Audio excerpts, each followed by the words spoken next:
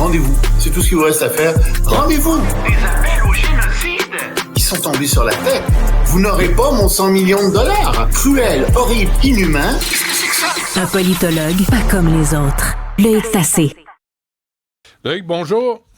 Bonjour, Benoît. Oh, c'est le dernier jour avant le grand jour, quand même.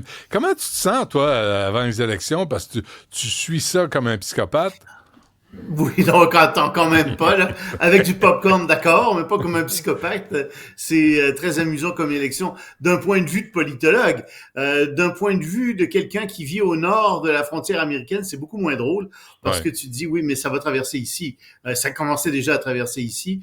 Il y a beaucoup de traits de caractère de Donald Trump qu'on retrouve dans le discours de Poilievre, par exemple. Et il y a beaucoup de thématiques américaines qui traversent la frontière.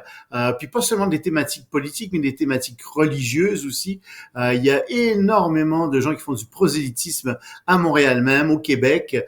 C'est assez désagréable de voir ça. Et donc, non, j'aime pas ça. Puis en même temps, tu as tout le wokisme. Et puis le wokisme, ben, c'est Harris. Et Harris est très, très forte sur le côté woke et raciste, il faut bien le dire aussi. Parce que dans son programme, sous l'onglet Issues, elle propose des sommes d'argent à des gens qui sont simplement des entrepreneurs qui ont la peau noire. Parce qu'ils ont la peau noire, ils vont recevoir de l'argent.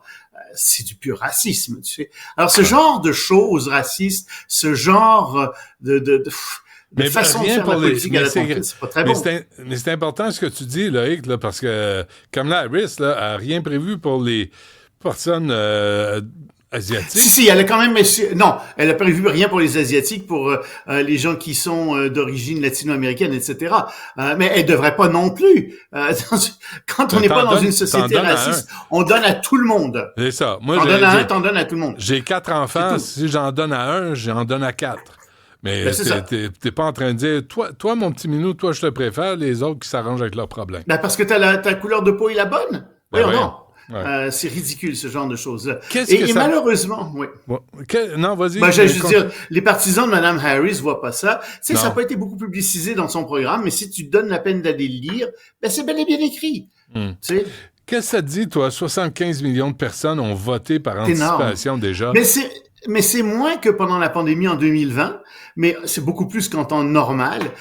Puis moi, ce que ça me dit, c'est que c'est de plus en plus difficile d'aller voter aux États-Unis. Tu sais, t'as pas nécessairement congé de la part de ton employeur pour aller voter. De un. De deux, il y a beaucoup d'endroits où il y a très peu de bureaux de scrutin et donc les files d'attente sont incroyablement longues, en particulier dans les États qui sont des États républicains. Donc, ce que ça me dit, c'est que c'est plutôt mauvais signe pour les républicains. Mais je crois pas que ça fasse pencher considérablement la balance demain quand on va dépouiller le scrutin. On verra bien, sauf peut-être en Pennsylvanie où là tout est compté à la main. Puis c'est possible que la Pennsylvanie, si jamais c'est très serré dans plusieurs autres États clés, c'est possible que tout se décide en Pennsylvanie. C'est possible que Mme Harris remporte 251 grands électeurs, puis que tout le monde attend le résultat de la Pennsylvanie. Ça donnerait au gagnant 20 de plus, donc 271 pour Mme Harris, et c'est ça qui ferait la différence à ce moment-là. Et étant donné les commentaires que on a fait chez Trump avec Porto Rico, qui est une île de déchets flottants, ben, c'est bête comme ça, hein, ça pourrait... La réponse de Biden n'a pas aidé. Non, ça n'a pas aidé non plus. Mais lui, il a dit, c'est juste les républicains qui sont des ordures. Bon. Une gaffe pour une gaffe, là. Ah, incroyable. Hey, sais-tu quoi? Hier, je regardais... Tu sais, moi, j'ai regardé toutes sortes de postes.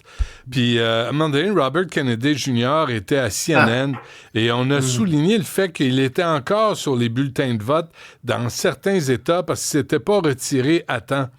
Et lui, il va chercher un 3% d'intention de vote quand même, qui, évidemment, il pompe chez Trump. Ça peut changer la donne complètement. Ça peut changer la donne. Et Trump l'a appuyé encore hier en disant « Non, je suis tout à fait d'accord avec beaucoup de ses idées. Par exemple, je vais interdire un certain nombre de vaccins aux États-Unis. » Mais attends, quoi? Trump, le grand savant médical, qui veut interdire des vaccins aux États-Unis? Puis il dit oui, puis la fluoration de l'eau là, c'est vrai que ça peut causer toutes sortes de problèmes chez des enfants. Puis on a vu que chez des rats, ça leur faisait changer de sexe. Puis là tu tombes dans une autre dimension là. C'est absolument incroyable. Tu ris, puis moi aussi je ris. Je trouve ça complètement ridicule. Il y a des gens qui y croient réellement, puis qui pensent que c'est nous qui avons tort de rire. Mais non, c'est faux, c'est ridicule. Alors le rat devient une rate? Oui, c'est ça. Qu'on peut dilater. Non, mais ça a rien à, c'est complètement ridicule. Qu'on peut dilater. Oui. OK. Écoute, dilate la rate. Je vais aller en Espagne parce que c'est des images vraiment choquantes, ce qu'on a vu. Oui. Hein? Oui, ce sont des images choquantes. Non, moi j'aime pas la royauté, donc qu'un roi se fasse jeter de la boue, se fasse lancer des œufs, si ça arriverait à Charles III, je serais très heureux que ça lui arrive, très honnêtement. Je suis pas d'accord, moi. Je suis pas d'accord. Ça se règle pas de même, là. Tu jettes rien à personne. Ben, tu peux pas régler ça comme ça, puis tu sais, il lui est rien arrivé de fâcheux. Mais cela étant dit, pourquoi? Ils ont sorti le parapluie, hein, pour le protéger. Oui. Ouais. Puis il y avait lui, la reine et le premier ministre qui étaient là, et ils se sont fait crier assassin, assassin. Pourquoi?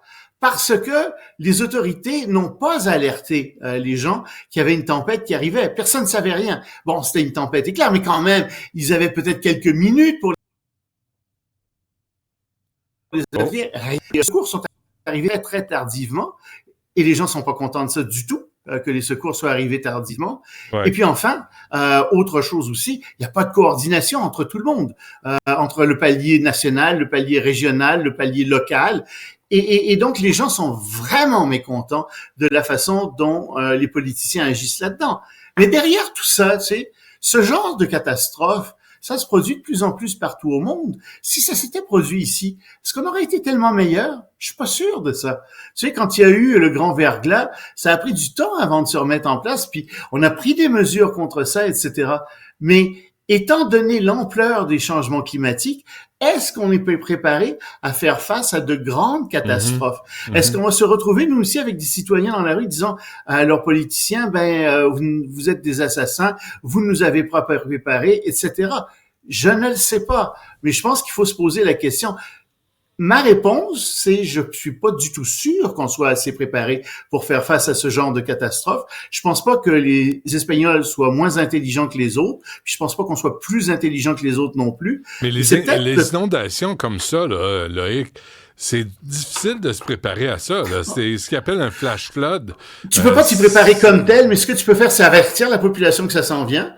Ça, ils l'ont pas fait. Ils l'ont pas fait. Attends, tu sais, au moins 1 heure avant, quelque chose comme ça. Écoutez, là, allez pas sur la route, faites attention. Puis deuxièmement, quand tu secours les gens, faut que les secours arrivent drôlement rapidement. Ça, on l'a peut-être pas fait. L'autre chose qu'il faut faire, mais c'est adapter les infrastructures. Ça peut pas se faire du jour au lendemain. Ça prend des dizaines d'années à faire. Puis on a à peine commencé ici. Tu sais, regarde nos cônes oranges à Montréal. On n'arrive même pas à refaire un réseau d'égouts comme il était avant. T'es langue sale. On a des trottoirs éponges. Pour éponger l'extra d'eau, on peut envoyer. Absolument, Benoît. Puis on a des pistes cyclables impeccables. Oui, oui. OK, on arrête ça là. Bref, ça, c'était en Espagne et la nouvelle propagande russe anti-française. Ça, c'est extraordinaire. La propagande russe dit que les Français, tiens-toi bien, en Afrique, volent les pénis des Africains. Oui, mon cher. Ils mettent ça dans des camions. Ils envoient ça en France. Dans des camions? Dans des camions. Il y a des cargaisons. Les camions, bien sûr. Il y a des cargaisons de pénis d'Africains qui arrivent en France. Ils livreraient ça, figure-toi, à Versailles. Sous Versailles, il y aurait des installations secrètes. On parle du château de Versailles, bien entendu. Et là, grâce à des nanotechnologies, on extrairait la virilité des pénis africains pour aider les Français qui ne font pas assez d'enfants. Et qui ont des petits pénis. Aussi, bien entendu. Ça, c'est connu. T'entends ça, là? Puis tu te dis, mais c'est ridicule, ce genre de truc. C'est complètement ridicule. Il y a des gens qui y croient. Ben non. C'est du grand n'importe... Ah oui, je t'assure. C'est une vieille propagande, en réalité, qui a commencé au début des années 90. Il y a des gens qui sont morts à cause de ça, parce qu'ils étaient soupçonnés de voler des pénis africains. Il y a littéralement des Non, mais dizaines de comment personnes qui veux-tu sont voler décédées. un pénis à un homme? Ça n'a aucun... Écoute, je ne le sais pas. Regarde par là, regarde la viande. Qu'est-ce que tu fais? Faut que tu y coupes? Mais si tu Et y j'imagine coupes, que oui. ben si tu y coupes, il se passe plus rien. Il n'y a pas de sang. Ah, il y a mais pas tu de- sais, écoute, La peut-être magie, que hein, je comprends ils vont bien. te dire les opérations transgenres, puis ceci, puis cela. Je ne sais pas comment ils arrivent à justifier Est-ce ça. qu'ils font le C'est bouche une à bouche propagande au pénis invraisemblable. pour le garder en vie ou?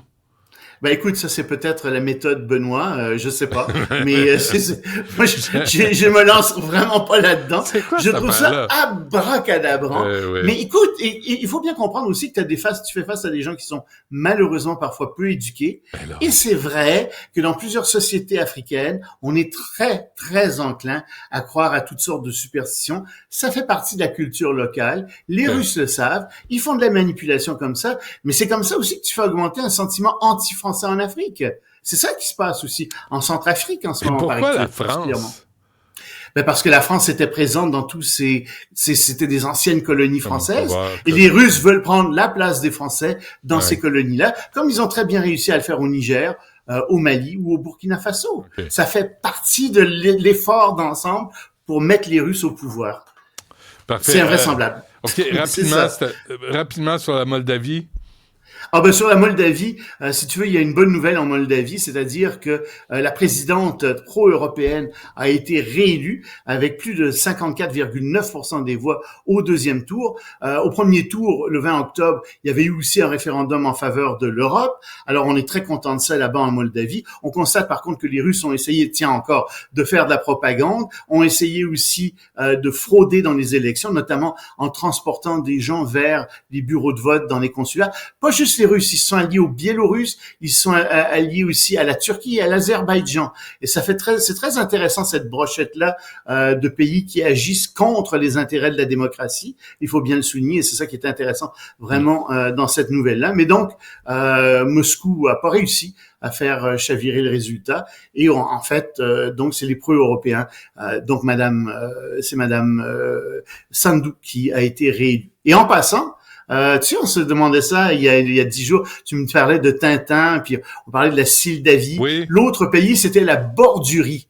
Et en fait, en disant un peu là-dessus, évidemment, c'est deux pays imaginaires, mais la Moldavie serait peut-être inspirée de la Roumanie, et tandis que la Bordurie, ce sera un mélange de pays baltes, en particulier l'Albanie. C'est un pays très autoritaire, plus que ça, Très bien. totalitaire. Merci, Loïc. On se reparle demain. Voilà, salut!